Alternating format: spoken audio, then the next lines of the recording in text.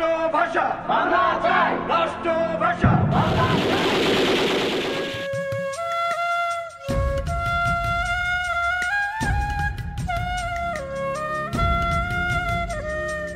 সবাইকে স্বাগত জানাচ্ছি কথা প্রকাশ নিবেদিত মেলার মাঠে মুখোমুখিতে। এই আয়োজনে আমরা মেলার গুরুত্বপূর্ণ বই নিয়ে গুরুত্বপূর্ণ লেখকের সাথে আলাপ করি। আমার সঙ্গে এই মুহূর্তে আছেন কথা সাহিত্যিক কামরুন্নাহার শিলা, তার নতুন বই বুমেরাং আমার হাতে। এটা একটা গল্পের বই। শিলা, কেমন আছো? এই তো ভালো। গ্রেট। এই বইটার প্ল্যান নিয়ে জানতে চাই। মানে 3 বছর আগে তোমার লাস্ট গল্পের বই বেরিয়েছে, 3 বছর কেন লাগলো? আসলে কয়টা গল্প এখানে? 10টা গল্প। আসলে তেমন কোনো কারণ নেই, আমার বলা চলে আলসেমির কারণে এতদিন করা হয়নি বই। তো আগেই হয়তো আরো বছর খানেক আগে হতে পারতো, আলসেমির কারণে করা হয়নি। মানে কেন এত আলসেমি? মানে আসলে আমার নিজের তো একটা মানে কাজ আছে, ওখানে অনেক প্রেসার, তো এই কারণে পাণ্ডুলিপি গোছানোর সময়টা আমি আর তখন মানে মাস্টারিতে নিজের জীবন যৌবন দান করে সাহিত্যে এরকম করলে কেমন হবে? না, লেখালেখি হচ্ছে, কিন্তু পাণ্ডুলিপি গোছানোর জন্য যে সময়টা দরকার সেই সময়টা আমি আসলে পাইনি, মানে করে উঠতে পারিনি। মানে বুমেরাং তো আসলে একটা প্রাচীন অস্ত্রের নাম, হ্যাঁ? এই নামটা কেন আসলে, বা এর নাম গল্পটাও নিয়েও যদি আমরা একটু শুনি। আসলে বুমেরাং কি? বুমেরাং হচ্ছে যে এমন একটা অস্ত্র যে প্রতিপক্ষকে ঘায়েল করে সেটা আবার আমার হাতে ফিরে আসবে।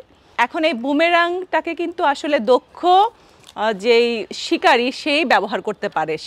যদি দক্ষ শিকারী না হয় তাহলে কিন্তু বুমেরাং প্রতিপক্ষকে ঘায়েল তো করবেই না, উল্টো তাকে ঘায়েল করবে। তো এই কারণে এই যে এটা বলা যায় এক ধরনের স্যাটায়ার করা হয়েছে, মানে কথা সাহিত্যে কিংবা সাহিত্যের ক্ষেত্রে এটা স্যাটায়ার হিসেবে ব্যবহৃত হয়। আমার গল্পটি পড়লে বোঝা যাবে, এখন বললে তো সব মানে মানে পাঠককে তিনি পুরোটা বলতে চান না। হ্যাঁ, পাঠক পড়ুক। এনিওয়ে, মাওলা ব্রাদার্স প্রকাশ করেছে এই বইটি। বুমেরাং গল্পটি আমার পড়া, কারণ হলো ও আমাকে আগেই পাণ্ডুলিপিটা পাঠিয়েছিল। আমি একটু জানতে চাইছিলাম যে বুমেরাং গল্পটিতে যে রাজনীতির আগ্রাসন বা ক্ষমতাচ্যুতির অবনমন, মানে কোন বিশেষ প্রেক্ষাপটে আসলে গল্পটা লেখা? আসলে আমাদের বিশেষ প্রেক্ষাপট বলতে আমাদের জীবন তো রাজনীতির বাইরে নয়। আমরা মানে বাংলাদেশের অধিবাসী হোক কিংবা সারা পৃথিবীর মানুষই হোক না কেন, রাজনীতির বাইরে আমরা কেউই নই। তো সেই ক্ষেত্রে দেখা গেছে যে আমি যে এলাকাটায় বড় হয়েছি, ফেনী শহরে, এটা একেবারে মানে আর রাজনীতির একটা কি বলবো ভিত্তিভূমি ছিল আমার দেখা মতে। তো অনেক কিছু আমার চোখের সামনে, আমার পরিবারের সদস্যরাও, আমার ভাই রাজনীতির সাথে যুক্ত ছিল, তো অনেক কিছু আমার দেখা হয়েছে। তো তার পরিপ্রেক্ষিতে দেখেছি যে আসলে যখন ক্ষমতায় থাকে তাদের দাপট এবং ক্ষমতাচ্যুত হলে যে তাদের যে দুরবস্থা, ভগ্নদশা, সবই আমার দেখা। তো সেই প্রেক্ষাপটে আসলে গল্পটা লেখা।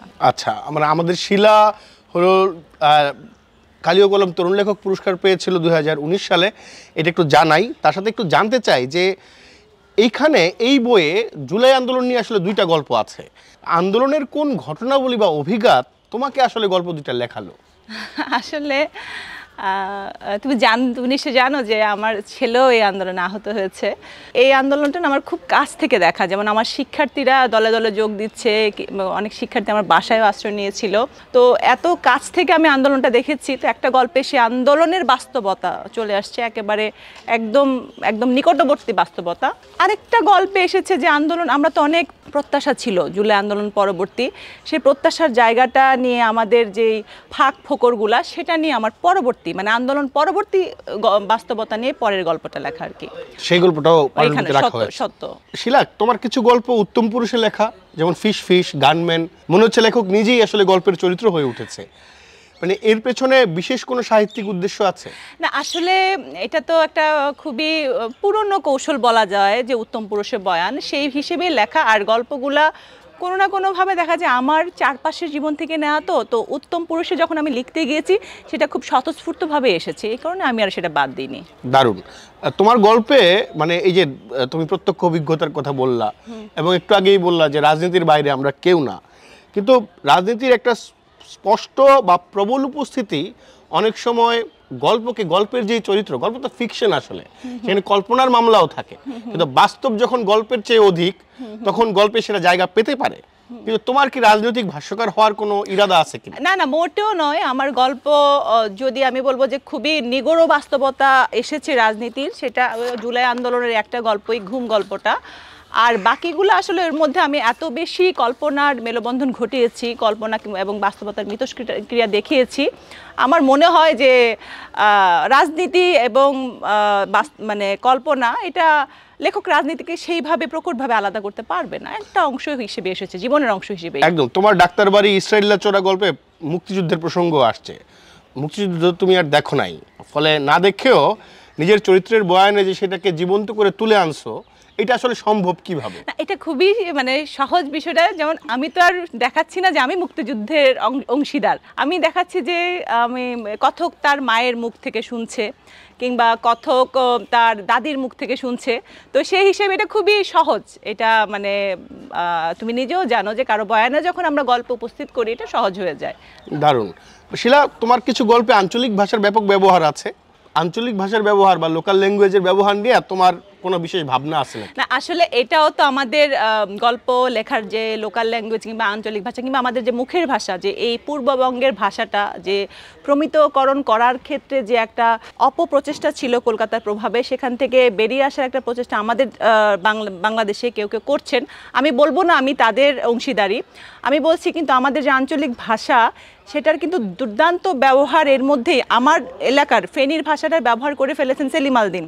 তারপরে ধরো যে আমাদের কর্ণফুলিতে খুব চিটংয়ের ভাষাটা ব্যবহার করা হয়েছে, এরকম শহীদুল জহির বলো, আক্তারুজ্জামান ইলিয়াস বলো, মানে এরা এত ভালোভাবে এটা ব্যবহার করেছে। আমি বলতে পারো, আমাকে বলতে পারো আমি তাদের উত্তরসূরি, আমি চেষ্টা করছি। এবং আঞ্চলিক ভাষা তো একটা এলাকার আইডেন্টিটি। আমি এলাকার মানুষের একটা খুবই নিম্নবিত্তের কথা বলছি, তার মুখে যদি আমি দেখেছি রিজিয়া রহমান করেছেন যে একদম প্রান্তিক মানুষের মুখের ভাষা দিয়ে দিয়েছেন প্রমিত ভাষা, যেটা যাচ্ছে না। তো আমার নিজেরই কানে লাগছে, আমি একটা অর্বাচীন লেখক, সেই জায়গায় আমার কাছে মনে হয়েছে প্রান্তিক জনগোষ্ঠী সে যদি আঞ্চলিক হয়, তার ভাষা আঞ্চলিক হয় বাঞ্ছনীয়, সেই উদ্দেশ্যে লেখা। অর্বাচীন লেখক কামরুন নাহার শিলার বুমেরাং মওলানা প্রকাশ প্রকাশ করেছে।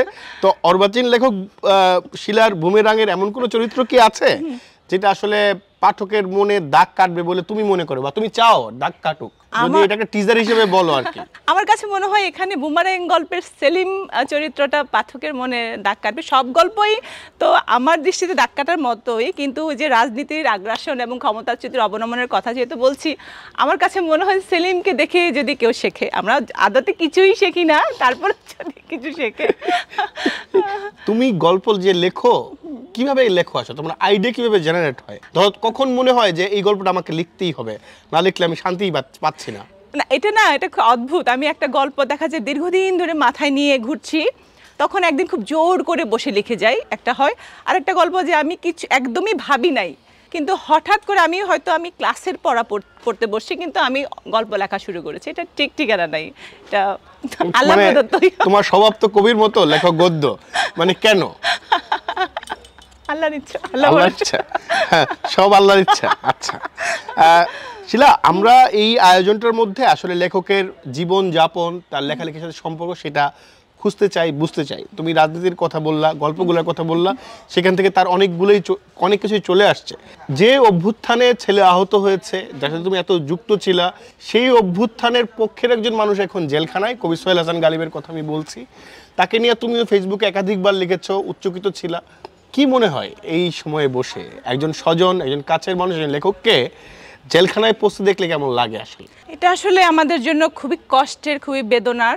মানে আমার কাছে তো এটা খুবই, এই জন্য বললাম যে যদি সোহেল হাসান গালিবের কথা বলতে চাই, দেখো যে ও মানে উনি না হলো ঘরকা না হলো ঘাটকা, ওনাকে আওয়ামী আমলে সবসময় কটাক্ষ করা হয়েছে যে উনি জামায়াত ইসলাম কিংবা হচ্ছে যে বিএনপি, শিবির সংশ্লিষ্ট, বিএনপি, মানে যাই হোক এদের সুবিধা নিচ্ছে এই দলগুলোর। আর এখন তাকে বলা হচ্ছে যে আওয়ামী সুবিধাপ্রাপ্ত। তো এবং জুলাই আন্দোলনে তার এত অবদান ছিল, এত আন্দোলনের পক্ষে তিনি কথা বলেছেন, কিন্তু দেখা গেল যে একটা কবিতাকে কেন্দ্র করে এটা ইগনোর করা যেত। এই একই কবিতা কিন্তু আওয়ামী আমলেও, হ্যাঁ, গত সরকারের আমলেও প্রকাশ হয়েছে, এবং সেই সময়ে যে উত্থান, মৌলবাদের উত্থান ছিল না, মানে সেই অর্থে বলছি না, মানে আমাদের প্রেসিডেন্ট তো কওমি জননী হয়ে উঠছিলেন। হ্যাঁ সেটাই। কিন্তু এখন আমার কাছে মনে হচ্ছে বিষয়টা কি উদ্দেশ্য প্রণোদিত, আমি আসলে চিন্তা করছি, কারণ একই কবিতার তো তিনি আগেও দিয়েছেন, এবং ওই সময়ে যে মানে আইসিটি মামলা যে ধরপাকড় হয়নি, যে ধর্ম অবমাননা নামে জেলখানায় কাউকে ঢোকানো হয়নি, তাও তো নয়, তখনও হয়েছে। তখন কেন তাকে করা হলো না? এখন কেন চলে গেলেন? উনি যেহেতু একজন স্টেক হোল্ডার আন্দোলনের, তাকে তো আসলে এইভাবে নাজেহাল করার কোনো মানে হয় না। এটা আমাদের জন্য খুবই বেদনার। আমরা নিশ্চয়ই গালিব ভাইয়ের মুক্তি চাই অতি দ্রুত, এবং আমরা একাধিক জায়গায় সেটা বলেছি। শিলা, থ্যাংক ইউ আমাদেরকে সময় দেওয়ার জন্য। এই আয়োজনটা আসলে বই নিয়ে আমরা কথা বলতে চাই। পাঠকরা নিশ্চয়ই শিলার বুমেরাং পড়বে, বুমেরাংয়ের শিকার হবে না নিশ্চয়ই। শিলা, আমরা একটা হাইপোথেটিক্যাল প্রশ্ন দিয়ে এই আয়োজনটা শেষ করি। সেটা হলো যে আপনার কাছে একটা টাইম মেশিন আছে, আপনি যে কোনো সময় ফিরে যেতে পারবেন, যে কোনো প্রিয় লেখক, প্রিয় ব্যক্তিত্বের সাথে বসে আড্ডা দিতে পারবেন, বা প্রেম করতে পারবেন, বা কোন একটা বিষয় নিয়ে আলাপ করতে পারবেন। আপনি কোথায় যাবেন, কোন সময়ে যাবেন, কার সাথে আড্ডা দিবেন, কি নিয়ে আলাপ করবেন? আমি চোখ বন্ধ করে গ্যাব্রিয়েল গার্সিয়া মার্কেস, এত এত প্রশ্ন আছে তাকে জিজ্ঞেস করার, আমি সব জিজ্ঞেস করব। সব জিজ্ঞেস করা যাবে না, একটা প্রশ্ন হলে কি প্রশ্ন করবেন? আমি বলবো যে আপনি বলেছিলেন যে নিঃসঙ্গতার 100 বছর উপন্যাসে যে এই একই রকমের অন্ত্যেষ্টির একই রকমের জাঁকজমক হবে ঠিক 100 বছর পরে বড় মায়ের আর মৃত্যু উৎসবে, কিন্তু 100 বছর পরে যখন বড় মায়ের মৃত্যু উৎসব হয়, তখন উনি লেখেন যে মাত্র কয়েকজন মানুষের সমাগম হয়েছিল, কারণ উর্সুলাকে চেনে তখন ওই মানুষ কম ছিল, আর সেদিন এত গরম ছিল যে মানুষ আসে নাই। এটা তো একটা ভুল, এটা কেন করলেন? সচেতন। অনেক ধন্যবাদ। আমরা একটা র্যাপিড ফায়ার রাউন্ড দিয়ে আয়োজনটা শেষ করি। তোমার জন্য র্যাপিড ফায়ার রাউন্ডের প্রথম শব্দ বাংলাদেশ। স্বপ্নের দেশ হয়ে উঠুক। ফেনী। শেকড়ের টান। গল্প। ভালো লাগে। অবহেলা। সহ্য হয় না। প্রেম। সময় নষ্ট, আর প্রেম ছাড়াও জীবন চলে। আক্ষেপ। নাই। জীবন। Beautiful, life is beautiful. Mahmudul Haq. প্রিয় কথাকার। জ্যোতিরেন্দ্র নন্দী। ও কি বলবো, তোমার পিএইচডি। আমার পিএইচডি যেহেতু অংশ, মানে প্রিয় গল্পকার। লালবেজি। লালবেজি পড়ুন। জলভ্রমী। জলভ্রমী পড়লে আপনাদের অবশ্যই ভালো লাগবে। বাবা। আশ্রয়। মা। শান্তির জায়গা। মাতৃত্ব। একই সাথে আনন্দ এবং বেদনার। যৌনতা। দরকার কিন্তু জরুরি না। উপন্যাস। লিখতে চাই। প্রকাশক। প্রকাশক আপাতত মাওলা ব্রাদার্স। রয়্যালটি। রয়্যালিটি এখনো পাইনি। প্রিয় কথাকার। ইতালো কালভিনো। চাঁদ। আমার মতো সুন্দর। ফুল। ফুলের বনে ভ্রমণ আসুক। রাস্তা। রাস্তা সোজা হওয়া চাই। পথ। পথ কেউ দেয় না, পথ করে নিন। যে গুণের প্রেমে পড়ি। যে গুণের প্রেমে পড়ি। মগজ। দৃশ্যকল্প। ভাবতে ভালো লাগে। বই। মাথার কাছে থাকে। হৃদয়। হৃদয় আর ভাঙতে চাই না। সাহিত্য পুরস্কার। একটাই, কালিও কলম। আর হচ্ছে দিলে নিব না কেন। প্রেমিক। প্রেমিক একসময় ছিল, আর প্রেমিক দূরে থাকতে চাই। নেশা। বইয়ের নেশায় থাকতে চাই। Garcia Marquez. প্রিয় কথা সাহিত্যিক। উপমা। উপমা অবশ্যই থাকা জরুরি। কবিতা। কবিতা ভালো লাগে। শহর। শহর, ঢাকা শহর তো খুবই ভালো লাগে।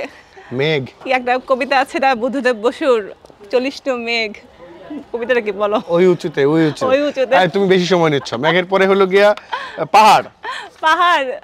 ঘুরতে তুমি খুব সহজ সহজ প্রশ্ন করতেছো। হ্যাঁ, পাহাড়। তুমি এত, আমার আরো মেধা আছে, তুমি না কই আছে পাহাড়? এভারেস্টের চূড়ায় যে ওঠার ইচ্ছা আছে। সমুদ্র। সমুদ্র খুব ভালো লাগে। তারা। তারা, রাতের আকাশের তারা অনেক সুন্দর। তুমি অনেক সহজ প্রশ্ন সকাল। করতেছো। তুমি হবে না। সকাল। উঠতে পারি না। বৃষ্টি। খুব ভালো লাগে। স্বপ্ন। স্বপ্ন খুব কম দেখা হয়। ছায়া। ছায়া আমার খুবই প্রিয়। আমার মাইগ্রেনের প্রবলেম আছে। বিরহ। বিরহ অসহ্য। কামরুন্নাহার শিলা। খুবই হাসি খুশি। অনেক ধন্যবাদ ছিল আমাদেরকে সময় দেওয়ার জন্য। প্রিয় দর্শক, কথা প্রকাশ নিবেদিত মেলার মাঠে মুখোমুখিতে আমরা কথা বলছিলাম খুবই হাসি খুশি কামরুন্নাহার শিলার সঙ্গে। দেখা হচ্ছে অন্য কোনো একজন লেখককে সাথে নিয়ে এই আয়োজনের পরের পর্বে। সবাইকে অনেক ধন্যবাদ।